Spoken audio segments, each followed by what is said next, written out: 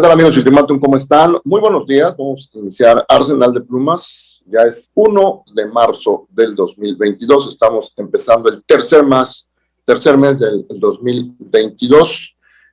Rapidísimo se pasó el primer trimestre. Juan Carlos Calimayor, ¿cómo estás? Buenos días. Bien, Alejandro, buenos días. Un saludo a ti y a nuestro auditorio. Muy bien, pues empezamos con tu columna, si te parece, a estribor.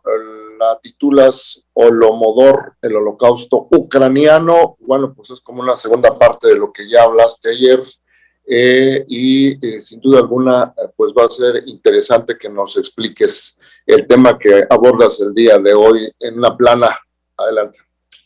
Sí, mira, bueno, la palabra está en ucraniano, hace alusión a la masacre, a la tragedia que vivieron los ucranianos por ahí de 1932, cuando el Imperio Ruso, la Unión de Repúblicas Soviéticas Socialistas, bajo el mandato cruel de Joseph Stalin, pues prácticamente sometió a todas las 15 repúblicas que incluían a la Unión Soviética, y empezó a tomar medidas como la colectivización de los bienes y particularmente la colectivización del campo. Como tú bien sabes, hoy conocí el dato, Ucrania es el granero del mundo, junto con la Unión Soviética, con Rusia, producen el 25% de todo el grano que se produce a nivel mundial. Imagínate el tamaño de la producción que representa, pues, para el resto del planeta, ¿no? Entonces, este hecho, este acontecimiento, este despojo de los campesinos ucranianos por parte de Stalin, que como bien ya sabemos, pues mandó al Gulag y mató a millones de personas en un pasaje histórico terrible, al igual que Mao Zedong en China, pues lo que provocó fue una hambruna terrible, una hambruna que llegó al grado del canibalismo y que provocó la muerte, se calcula, de entre 1,5 millones y hasta 3 millones de personas.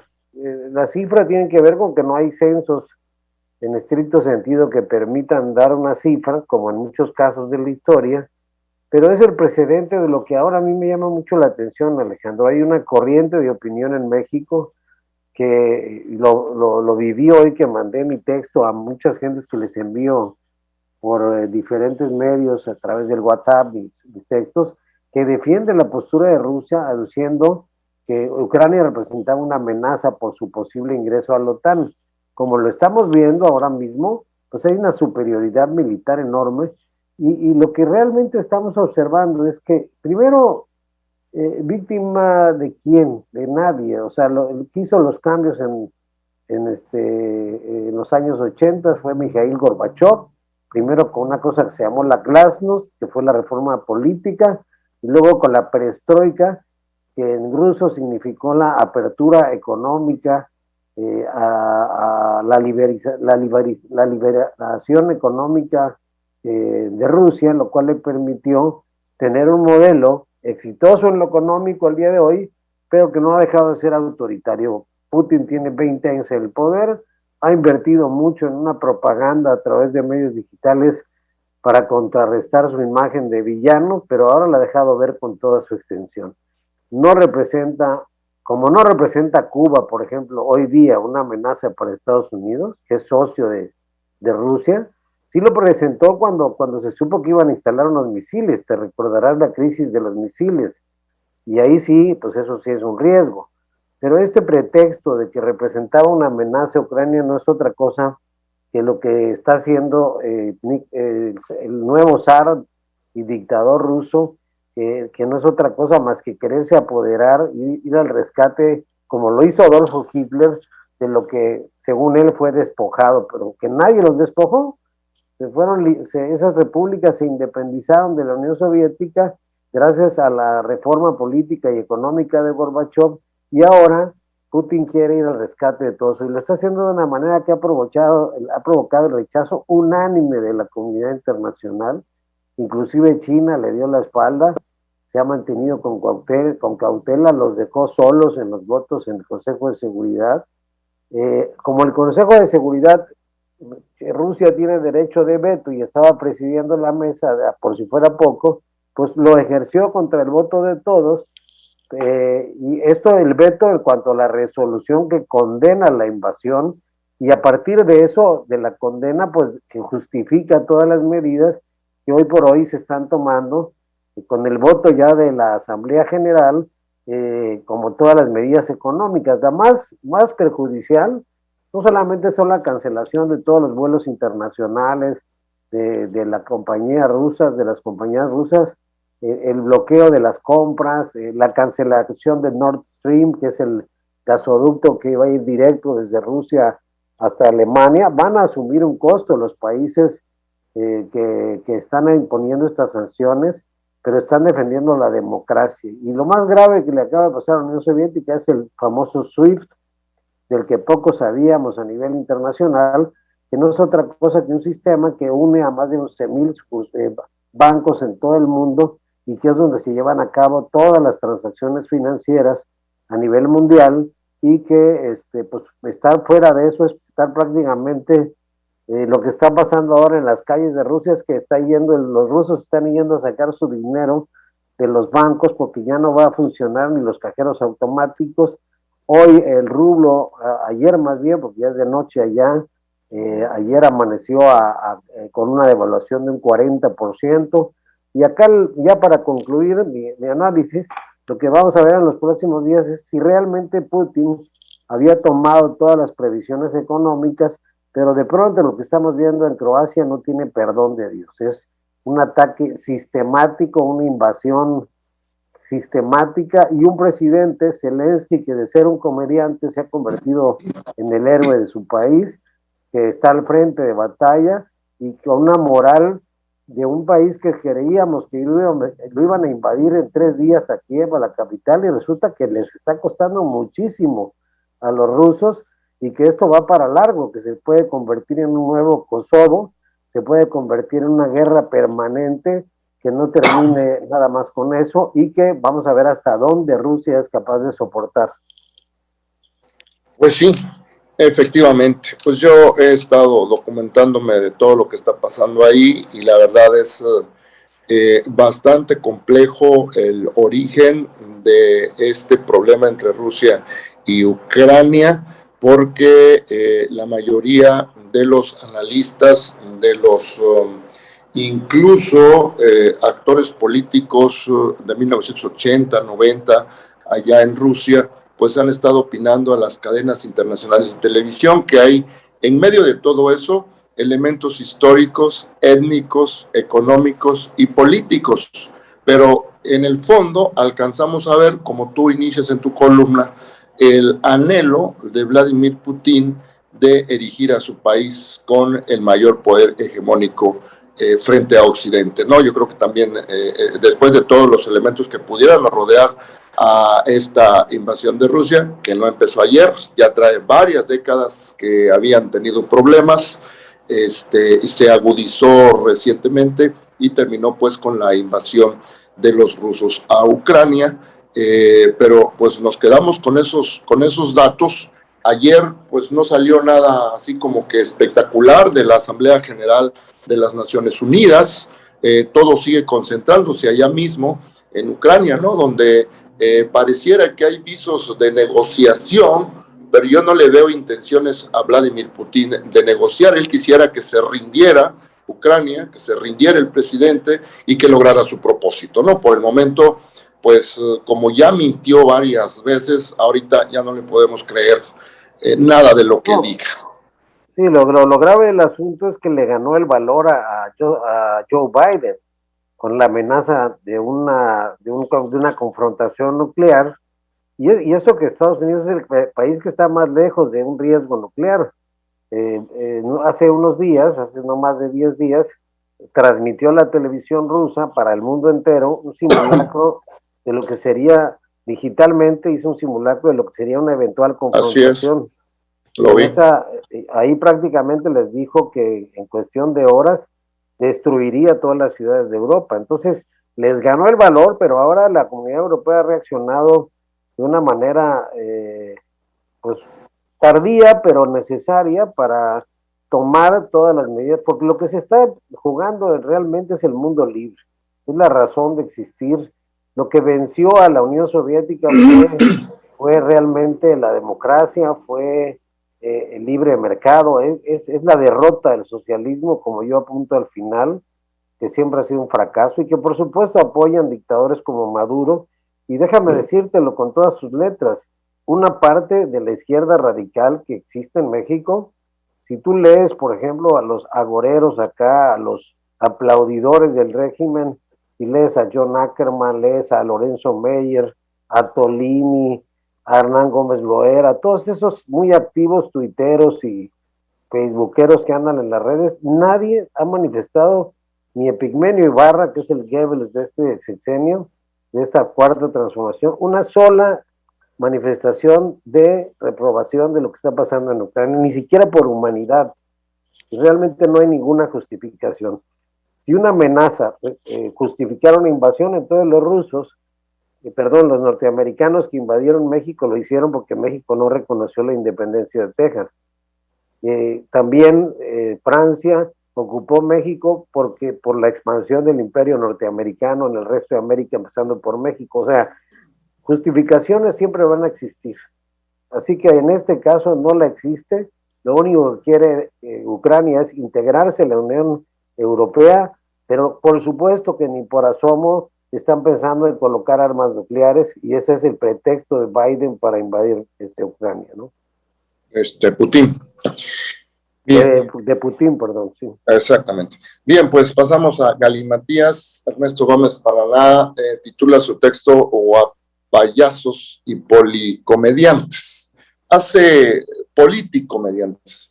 un esbozo al inicio de la columna de lo que significan los payasos, de la existencia que hay registros desde el 2500 antes de Cristo, de su papel que han jugado en la política y como actores de diversión en todos los campos, ¿no? Pero en esencia, lo que quiere presentar aquí Ernesto Gómez Paraná, pues es el involucramiento de algunos personajes que han saltado justamente de ese noble oficio de ser payasos o comediantes a la política, ¿no? Y ya tenemos algunos ejemplos aquí cerca tenemos al de Guatemala, ahí lo cita él, el famoso Jimmy, que logró ganar la presidencia de la República con un mensaje anticorrupción y terminó siendo juzgado precisamente por actos de corrupción, él y su familia, ¿no? También habla de Francia, allá en la década de los 80, con alguien que se llamaba Michel Colucci, y por ahí algunos otros más, ¿no? Pero efectivamente hemos visto cómo se ha perdido la seriedad, el comportamiento muy formal que han tenido los políticos en algunas partes del mundo. Concretamente aquí en México estábamos acostumbrados a que los políticos eran muy ceremoniosos, muy protocolarios, muy cuidadosos en su vestir, en su hablar, en dirigirse al pueblo, y de repente pues por ahí han surgido algunos personajes que se dedican a ese oficio y han estado aspirando a algunos puestos políticos. Ha habido para alcaldes, ha habido para diputados, en algunos casos no han logrado el triunfo, pero en otras partes del mundo sí lo han logrado, ¿no? Entonces, de eso habla hoy Ernesto Gómez Paraná.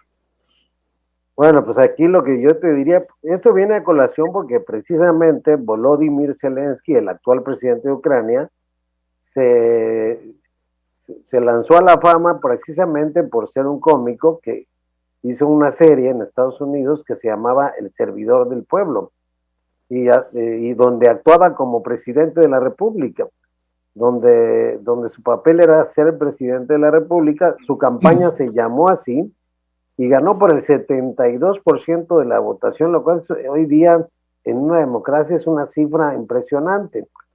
Lo chistoso o lo curioso, lo que están observando los analistas internacionales, es que de ser un cómico, haz de cuenta, es el Eugenio Derbez mexicano, de allá de Ucrania, pasó a ser y se está comportando a la altura de un estadista de la talla de Winston Churchill, casi casi, mientras que por otro lado ves que hay muchos políticos que se están convirtiendo en verdaderos payasos, y te puedo poner un montón de ejemplos, el mismo Donald Trump, el mismo Boris Johnson, que es con ese pelo todo arrebatado, para no ir muy lejos, ahí cerquita del Zócalo, y hay un montón de ejemplos de políticos, Salgado Macedonio, y si tú te das una vuelta un día al Congreso, a una sesión, y ves a Noroña y toda esta fauna de políticos como Jesús Rodríguez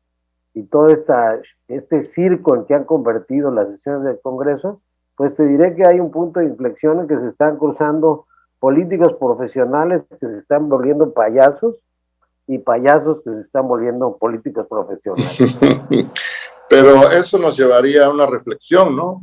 Muy seguramente la crisis de los políticos mexicanos ha degenerado en eso. No, o sea, pero es que no es una fallando. crisis de México, Alejandro, es una crisis mundial.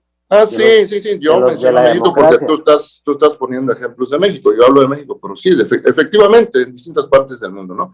Pero yo terminaría con esto del texto de nuestro amigo Ernesto Gómez Palaná, de que si concluimos con Volodymyr Zelensky, yo diría pues que de la regla es la excepción, ¿no? Como tú decías, está resultando una sorpresa, está resultando una revelación que va a quedar, yo creo, registrado para la historia como pues un caso excepcional de todos esos que han surgido con características suyas a un puesto político, incluso al alto nivel de estar dirigiendo una nación, pues él va a sobresalir seguramente por encima. Bueno, pero además hay que tener en cuenta que se está arriesgando la vida minuto a minuto, ¿eh? Sí, claro. Sí, también eso lo enaltece, pues es un punto de que lo enaltece. Pues, y de ahí, pues. Bien, entonces vamos a... Que salió los chapanecos, ahorita lo enaltece, pues. Sí, no. Panteló, un símbolo de la impunidad. Escribo este texto terrible, en razón, ¿no? Muy oportuno, en razón a que hace unos días, el 26, se cumplieron 7 meses de que están desaparecidos 21 hombres allá en Panteló, nadie sabe nada, las autoridades, yo insisto, eso es clarísimo, no hicieron nada ni al día siguiente, cuando debieron haber actuado en el mismo momento, porque fue un acto público y notorio, cuando los presentaron maniatados en la plaza pública allá en Panteló, y ya al día siguiente pues ya estaban desaparecidos. No hizo nada ni aquel entonces, ni está haciendo nada ahora.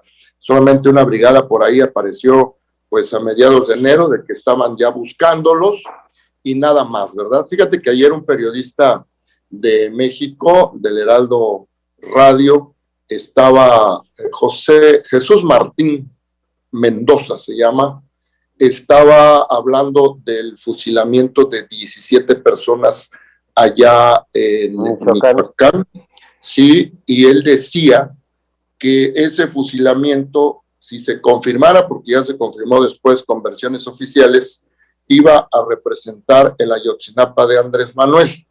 Estuve tentado a escribirle, oye, en Chiapas hay 21 desaparecidos desde julio pasado, ahorita son 17, entonces si los sumas, eso ya sería también un escándalo mayor. Pero fíjate, no voltean a ver a este asunto de Chiapas, ahí lo fueron dejando, de tal manera que ahorita pues ya no va a sorprender ni a los medios cuando alguien lo quiera enmarcar en ese contexto, ¿verdad? De desaparecidos como los de Ayotzinapa, y en sentido estricto pues sería exactamente lo mismo, porque pues es un grupo armado aquí el que se los sacó de sus casas, los llevó a exhibir a la plaza pública y después se los llevó y los desapareció. Entonces, eso es lo que abordo el día de hoy, justamente en razón o en ocasión a que se cumplieron 7 meses de estar desaparecidos. Pero tú acabas de dar el quid del asunto. O sea, lo de Ayotzinapa se ha repetido una y otra vez en este sexenio en cuanto al número de personas. Un grupo de jóvenes fue acribillado en Uruapan, por ejemplo, de jóvenes que vivían en un refugio para alcohólicos. Eran 23, si no mal recuerdo. Tlalhuelipan, en el que murieron más de 100 personas frente a los ojos del ejército, como pasó aquí con Aguas Blancas, con, ¿cómo se llama? Acteal. Sí, O sea, el problema, lo que pasó aquí es que al tema de Chinapa, el genio macabro este de Pigmenio Ibarra le dio un manejo político, igual que el tema de la Casa Blanca, se lo sobredimensionaron y ahora pues no saben qué hacer ante casos similares que se están repitiendo. Desafortunadamente se están normalizando los hechos delictivos y en el caso de Chiapas pues también parece que tenemos dos realidades, la que vemos por un lado en los medios independientes, libres de comunicación, que afortunadamente pues dan la cobertura de lo que estamos viviendo por una parte, y por otro lado una especie de realidad virtual en que viven las autoridades, donde se la pasan haciendo otras cosas, no tocan nada al respecto y nos tienen a los ciudadanos en una incertidumbre total, precisamente que provoca el análisis que estás haciendo. ¿Qué onda con eso? ¿Qué va a pasar? O sea, no hay visos de que se estén tomando cartas en el asunto, ni en ese ni en muchos temas, Alejandro. claro, así es. Bien, y si te parece, vamos a revisar el texto de nuestro buen amigo José Antonio Molina Farro. Hoy lo titula Víctor Hugo y habla pues de ese gran escritor y poeta francés que todavía las nuevas generaciones siguen disfrutando o aprendiendo de su gran obra Los Miserables. Molina Farro dice que ese libro cambió el modelo literario para siempre, defensor implacable de la libertad de expresión, la democracia y los derechos de los niños y las mujeres, amante de las libertades, fue generoso y compasivo, promovió sin reservas ni mezquindades a los nuevos talentos y a las nuevas corrientes literarias. De eso habla hoy Molina Farro, siempre con profundidad aborda esos temas tan interesantes para todos. Bueno, siempre es un deleite leer a Molina Farro, leer su capacidad lingüística, su retórica, y más evocando a un personaje como Víctor Hugo, que fue, digamos, como el equivalente a nuestro Amado Nervo mexicano. Cuando Amado Nervo fallece en Argentina, si no me recuerdo, lo acababan de nombrar embajador, lo mandaron en un barco desde allá y todos los países por los que le recorrió le rindieron homenajes, y aquí hubo un sepulcro, una ceremonia masiva de su sepulcro, como todo un personaje popular, como si fuera un Juan Gabriel, ¿no? Y lo mismo pasó en su tiempo, en otros tiempos, hace ya siglos, más bien el siglo pasado, antepasado, perdón, con Víctor Hugo. O sea, Víctor Hugo no solamente es el gran autor de Los Miserables, que es una obra de las más destacadas en la literatura universal, sino además todo un personaje fuera de serie con una enorme autoridad moral. Recuerdo que Víctor Hugo hizo amistad con don Benito Juárez, alegó en una carta por la vida de Maximiliano cuando iba a ser fusilado por órdenes de Juárez por la invasión, había sido detenido, no tuvo éxito, pero la voz de Víctor Hugo pesaba universalmente y fue todo un personaje, es todo un personaje de la literatura y de la historia universal. Claro, pues ahí está el texto, lo invitamos a que lo lean. Y con esto terminamos Arsenal de Plumas. Juan Carlos Carimayor, gracias. Gracias, Alejandro, buenas tardes a todos. A toda la audiencia también, buenas tardes.